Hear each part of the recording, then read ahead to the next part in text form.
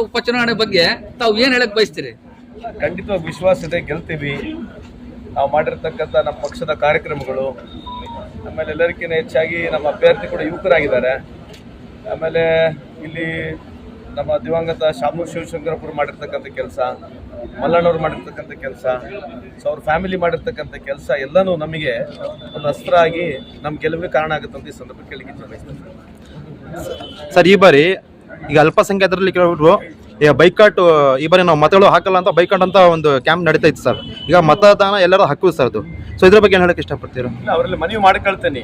ಆ ಸಮುದಾಯ ಟಿಕೆಟ್ ಕೇಳಿರ್ತಕ್ಕಂಥದ್ದು ಸತ್ಯ ಇದೆ. ಅದು ಹೈಕಮಾಂಡ್ ತೀರ್ಮಾನ ಮಾಡಿದ ತಕ್ಷಣ ನಾವೆಲ್ಲ ಒಪ್ಪಬೇಕಾಗತ್ತೆ.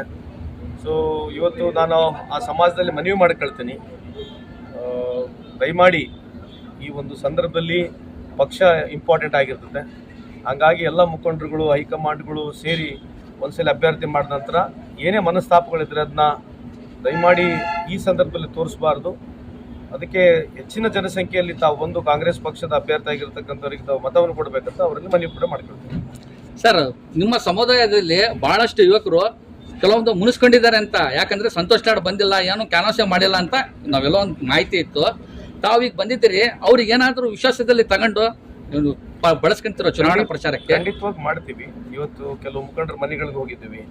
ನಮ್ಮ ಚವ್ಹಾಣ್ರವರು, ಯಾದವ್ರವರು, ಪವಾರ್ ಅವರು, ಗಾಯಕ್ವಾಡ್ರವರು, ಪಾಟೀಲ್ರವರು, ಇವು ನಮ್ಮೆಲ್ಲ ಸಮಾಜದ ಏನು ಮನೆಗಳಿದ್ದಾವೆ ಎಲ್ಲರ ಮನೆಗಳಿಗೆ ಹೋಗಿ ಅಲ್ಲಿ ಸಣ್ಣ ಸಣ್ಣ ಸಭೆಗಳನ್ನ ಮಾಡಿದ್ದೀವಿ. ಇವತ್ತು ಸಾಯಂಕಾಲ ನಮ್ಮ ಸಮಾಜ ಸಭೆ ಒಂದು ಕರೆದಿದ್ದೀವಿ. ನಾಳೆ ಒಂದು ಬಹಿರಂಗ ಸಭೆ ಕೂಡ ನಮ್ಮವರಿಗೆ ಸೇರಿಸ್ಬಿಟ್ಟು ನಾವು ಒಂದು ಕಾರ್ಯಕ್ರಮ ಮಾಡ್ತಕ್ಕಂಥದ್ದು. ಒಂದು unorganised sector, construction board workers, transport related workers ಎಲ್ಲರನ್ನ ಕರೆಸಿ ಎಲ್ಲರೂ ನನ್ನಂಗೆ ಭಾಳಷ್ಟು ಜನ ಕೂಡ ಎಲ್ಲ ಸಚಿವರುಗಳು, ಶಾಸಕರು ಎಲ್ಲರೂ ಪ್ರಯತ್ನ ಮಾಡ್ತಿದ್ದೀವಿ. ನಮಗೂ ಕೂಡ ಒಂದು ಹಳ್ಳಿ ಸೇವಾ ನಮ್ಮ ಪಕ್ಷಕ್ಕಾಗಿದೆ ಅಂತ ಈ ಸಂದರ್ಭಕ್ಕೆ ಬಯಸ್ತೇನೆ. ಸರ್, ಕೊನೆ ಪ್ರಶ್ನೆ, ಇಲ್ಲಿವರೆಗೂ ಬಹಳಷ್ಟು ಮುಖಂಡರು, ಸಚಿವರು ಬಂದೋಗಿದ್ದಾರೆ. ಇನ್ನು ಮುಂದೆ ಯಾರಾದರೂ ಇನ್ನು ಬರೋರು ಇದ್ದಾರಾ? ಡೈನಾಮಿಕ್ ಇರುಗಳು ಎಲ್ಲರೂ ಡೈನಾಮಿಕ್ ಇರೋದು, ಎಲ್ಲರೂ ಡೈನಾಮಿಕ್ ಇದ್ದಾರೆ. ಎಲ್ಲರೂ ಬಂದಿದ್ದಾರೆ, ಎಲ್ಲರೂ ಬಂದು ಕೂಡ ಹೋಗ್ತಾರೆ. ಯಾರು ಬಂದಿಲ್ಲ ಅವ್ರು ಕೂಡ ಬಂದು ಹೋಗ್ತಾರೆ. ಯಾಕಂದ್ರೆ ಎರಡು ಬಾಗಲಕೋಟೆ ದಾವಣಗೆರೆ ಇರೋದ್ರಿಂದ ಎರಡು ಕಡೆನೂ ಎಲ್ಲರಿಗೆ ಡ್ಯೂಟಿ ಹಾಕಿದ್ದಾರೆ. ಸೊ ಅವ್ರು ಹೋಗಿ ಎಲ್ಲ ಕಡೆ ಬಂದು ಹೋಗ್ತಾರೆ. ಜಮೀರ್ ಅಹಮದ್ ಖಾನ್ ಬರ್ಬೇಕಂತ ಹೇಳಿ ಬಹಳಷ್ಟು ಯುವಕರು ಕೂಗ್ತಿದ್ದಾರೆ. ಅವ್ರೇನು ಬರುವಂತ ಸಾಧ್ಯತೆ ಇದೆ ಸರ್? ಜಮೀರ್ ಅಹಮದ್ ಖಾನ್ ಅವ್ರು ಬರ್ಬೇಕಂತ ನನ್ನ ವೈಯಕ್ತಿಕ ಅಭಿಪ್ರಾಯ ಕೂಡ ಇದೆ.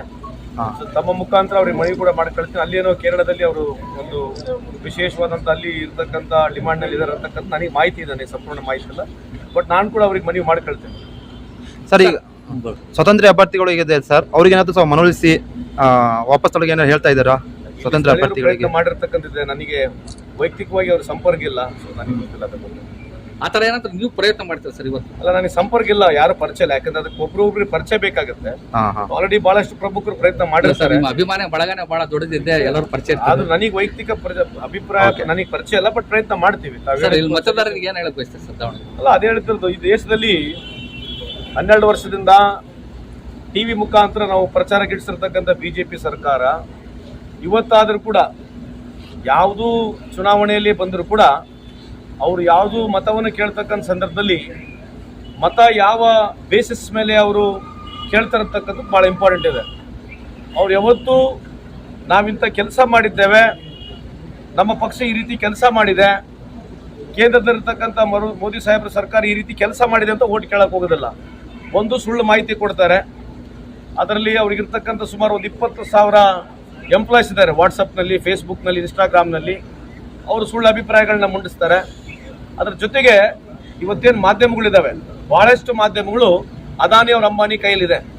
ಸೊ ನರೇಶನ್ ಅಜೆಂಡಾ ಸೆಟ್ ಮಾಡಿಬಿಟ್ಟು ಈ ದೇಶದ ಸ್ಥಿತಿಯನ್ನು, ಪರಿಸ್ಥಿತಿಯನ್ನು ಯುವಕರಿಗೆ, ಪ್ರಜಾಪ್ರಭುತ್ವ ವ್ಯವಸ್ಥೆಯಲ್ಲಿ ಜನರಿಗೆ ಹಾದಿ ತಪ್ಪಿಸಿ ಏನು ನಡೀತಾ ಇದೆ ಅಂತ ವಾಸ್ತವಾಂಶ ಜನರಿಗೆ ಹೇಳಾರಂಗಿದ್ದಾಗ ಅವ್ರಿಗೆ ಅದು ಅನುಕೂಲ ಆಗಿ ಭಾಳಷ್ಟು ಸರಿ ಅವ್ರು ಗೆದ್ದಿದ್ದಾರೆ, ಇಲ್ಲ ಅಂತ ಹೇಳಲ್ಲ. ಆದರೆ ಇವತ್ತಿಲ್ಲದ ನಾಳೆ ಜನಕ್ಕೆ ಇದ್ರ ಬಗ್ಗೆ ಅನುಕೂಲ ಇದರದೊಂದು ಏನು ಅಭಿಪ್ರಾಯ ಇದೆ ಮೋದಿಯವರ ಪರವಾಗಿ, ಅದು ದಿನ ದಿನ ಕಮ್ಮಿ ಆಗ್ತಕ್ಕಂತ ಕಾಣ್ತಾ ಇದೆ. ಅವ್ರು ಏನು ಮಾಡ್ತಾರೆ, ಸರ್ಕಾರ ನಡೆಸೋದಕ್ಕಿಂತ ಜಾಸ್ತಿ ಮೋದಿಯವರ ಇಮೇಜನ್ನು ಬಿಲ್ಡ್ ಮಾಡ್ತಾ ಇದ್ದಾರೆ. ಕೇಂದ್ರ ಸರ್ಕಾರ ಇಲ್ಲಿವರೆಗೆ ಸುಮಾರು 6,000 ಕೋಟಿ ಖರ್ಚು ಮಾಡಿದೆ. 6,000 ಕೋಟಿ ಕೇವಲ ಮೋದಿ ಸಾಹೇಬರ ಪಬ್ಲಿಸಿಟಿಗಾಗಿ ಕೇಂದ್ರ ಸರ್ಕಾರ ಖರ್ಚು ಮಾಡಿದೆ. ಇದು ಎಲ್ಲಿ ಚರ್ಚೆಗೂ ಬರೋದಿಲ್ಲ, ಇದು ಎಲ್ಲಿ ವಿಚಾರನೂ ಇಲ್ಲ. ಅಂದ್ರೆ 12 ವರ್ಷದಿಂದ ದಿನಕ್ಕೆ 1.5 ಕೋಟಿ ರೂಪಾಯಿ ಮೋದಿ ಸಾಹೇಬರು ಅವರು ಪಬ್ಲಿಸಿಟಿಗಾಗಿ ಖರ್ಚು ಮಾಡಿರ್ತಕ್ಕಂಥ ದುಡ್ಡು 6,000 ಕೋಟಿ ಇದೆ.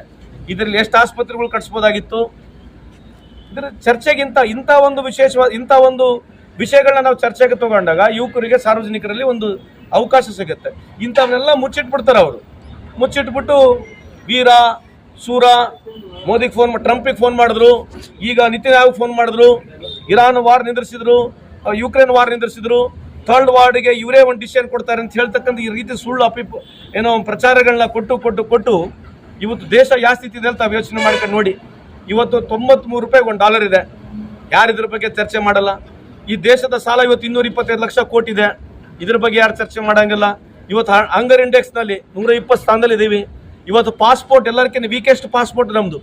ಕಳೆದ 2014ನೇ ಇಸ್ವಿನಲ್ಲಿ ಏನು ನಮ್ಮದು ರ್ಯಾಂಕಿಂಗ್ ಇತ್ತು, ಇವತ್ತು 2026ನೇ ಇಸ್ವಿನಲ್ಲಿ ಏನು ರ್ಯಾಂಕಿಂಗ್ ಇದೆ, ಇದ್ರ ಬಗ್ಗೆ ಚರ್ಚೆ ಇಲ್ಲ. ಬೇರೆ ದೇಶದಲ್ಲಿ ಆಯಿತು, ಮೋದಿ ಸಾಹೇಬ್ರು ಹೇಳಿದ ತಕ್ಷಣ ಏನು ವೀಸಾ ಕೊಡ್ತಾರಾ ನಮ್ಮ ಮಕ್ಕಳಿಗೆ, ಕೆಲಸ ಇದೆಯಾ, ಅಲ್ಲಿಂದ ಕಾಲಿಗೆ ಬೇಡಿ ಹಾಕಿ, ಅಮೇರಿಕದಿಂದ ಕಾಲಿಗೆ ಬೇಡಿ ಹಾಕಿ ನಮ್ಮ ಯುವಕರನ್ನ ಕರ್ಕೊಂಡ್ಬರ್ತಾರೆ, ಇದ್ರ ಬಗ್ಗೆ ಚರ್ಚೆ ಇಲ್ಲ. ಮೊನ್ನೆ ಕತಾರಿಂದ ಮಿಡ್ಲ್ ಈಸ್ಟಿಂದ ಸುಮಾರು 20 ಹೆಣಗಳು ನಮ್ಮ ದೇಶಕ್ಕೆ ಬಂದಿದ್ದಾರೆ, ಅಲ್ಲಿ ತೀರ್ಕೊಂಡು ಹೋದವರಿಗೆ.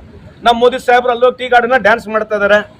ಯಾವ ಚರ್ಚೆಗಳು ತಗೋಬೇಕಂತಕ್ಕಂಥದ್ದು ಒಂದು ದೊಡ್ಡ ಪ್ರಶ್ನೆ ಆಗಿದೆ. ಯಾವ ಪ್ರಶ್ನೆ ಕೇಳಿದ್ರು ನಮಗೆ ಉಲ್ಟಾ ಬಂದು ರೂಲಿಂಗ್ ಪಾರ್ಟಿಯವರು ಬಿಟ್ಟು ಅಪೋಸಿಷನರಿಗೆ ಪ್ರಶ್ನೆ ಕೇಳ್ತಾರೆ. ಆ ಒಂದು ವ್ಯವಸ್ಥೆಯಲ್ಲಿ ನಾವು ಸಿಲುಕಿದ್ದೀವಿ. ಹಂಗಾಗಿ ಇದೇನು ಮಾಧ್ಯಮ ಇವತ್ತಿದೆ, ಸೊ ದೊಡ್ಡ ಮಾಧ್ಯಮಗಳು ಅವ್ರ ಕೈಲಿ ಸಿಲುಕ್ಬಿಟ್ಟಿದ್ದಾವೆ. ಏನು ಮಾಡಕ್ಕೆ ಬರೋದಲ್ಲ. ಅವರೇ ಬೆಳಿಗ್ಗೆ ಸುಮಾರು 8ರಿಂದ 10 ಗಂಟೆ ಅವರೇ ನರೇಷನ್ ಸೆಟ್ ಮಾಡೋದು. ಇದು ಅವರಿಗೆ ಮಾತ್ರ ಅನುಕೂಲ ಆಗಿದೆ, ದೇಶಕ್ಕಿಲ್ಲ ಅಂತ ಈ ಸಂದರ್ಭಕ್ಕೆ ಹೇಳಿಕೆ ಬಯಸ್ತೇನೆ.